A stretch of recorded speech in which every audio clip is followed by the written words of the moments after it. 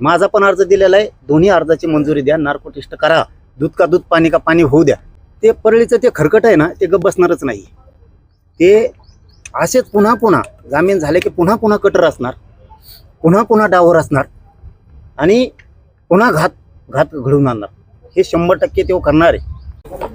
दादा मला सांगा की आज तुम्ही पोलीस अधीक्षकांची भेट घेतलेली आहे, काय नेमकं कारण होतं, काय मागणी केलेली आहे? इकडे नका द्या. माझ्यासाठी सगळ्यात महत्त्वाचा विषय एक आहे की ज्याला जे म्हणलं जातं ना, ज्याला कर नाही त्याला डर कशा.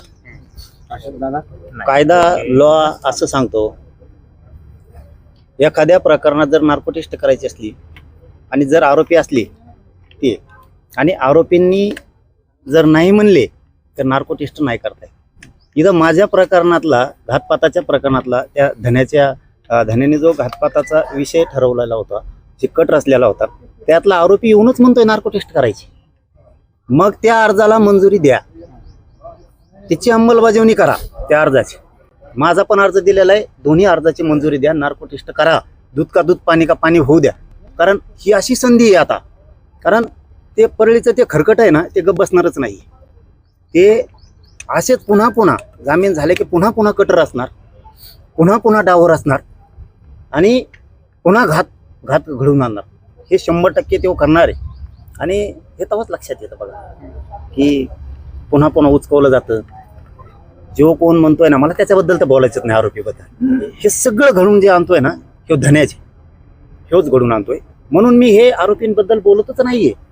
परंतु त्यातून एक गोष्ट लक्षात येते, काल जर परवा किंवा 2-4 दिवसापूर्वी जे काय प्रेस झाली आणि इथं सांगितलं गेलं की माझी जरंगीचे नार्को टेस्ट करा, तू लईच धुतल्या तांदळाचा होता ना तो आरोपी. तो असं म्हणायला पाहिजे होतं, तू म्हणला ना समाजावरचा मला जे डाग लागलाय आता तो कसा पुसायचा. तू जर खास धुतल्यावर तांदळाचा होता ना, तर तो म्हणायला पाहिजे होतं 5ची बी जणांची नार्को टेस्ट करा धन्यासहित, असं म्हणायला पाहिजे.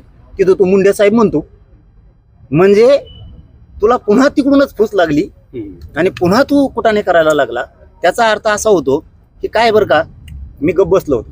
का बसलो होतो ते पण मीडियाला सांगतो. आणि मीडियाला मी 2 वर्षापासून कुठंही बोलत नाही. मीडियाला चांगलं माहिती आहे तुम्हाला सुद्धा की ज्यावेळेस ही घातपाताची घटना घडली गेली त्यावेळेस त्या आरोपीची ती माऊली बायको आणि आई, त्या माऊलींनी असं सांगितलं होतं मीडियातून की हे पेतय, याच्या हातातून झालं सुद्धा असन, घरात सुद्धा लई त्रास देतय, पण जरांगे पाटलांनी लई मनावर घेऊन.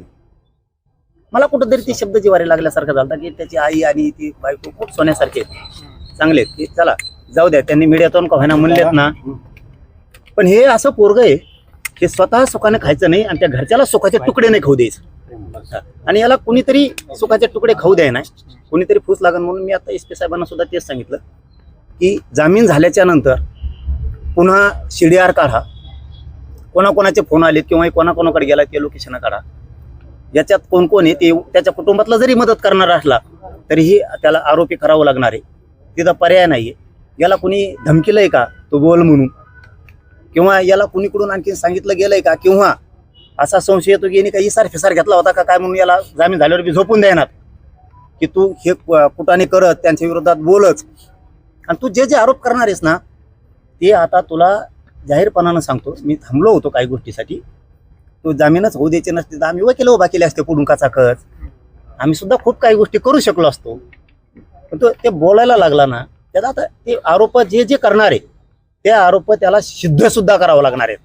नसता पुढच्या काळात फौजदारी गुन्हे दाखल होणार आहेत त्याच्यावरती. आता जे आरोप करणार त्या आरोप त्याला सिद्ध करावं लागेल. जो कोणचा आरोप करील त्याचा नसता त्याने सिद्ध जर नाही केला ना, पुराव्यासहित आरोप केलेला, तर फौजदारी गुन्हे दाखल होणार आहेत. त्याला आता सुट्टी नाहीये. म्हणजे आणि धन्याला तर नाहीच.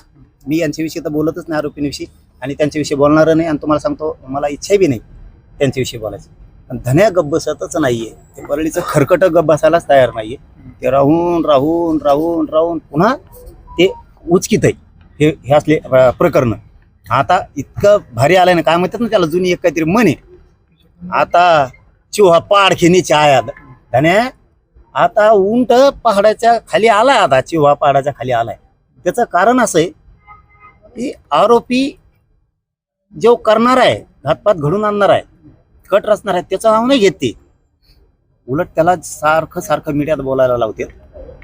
याचा अर्थ जे आरोपी आहेत ना, हा बघ, सांगणारे तुम्ही आरोपी घातपात धन्यानी ठरवलंय म्हणून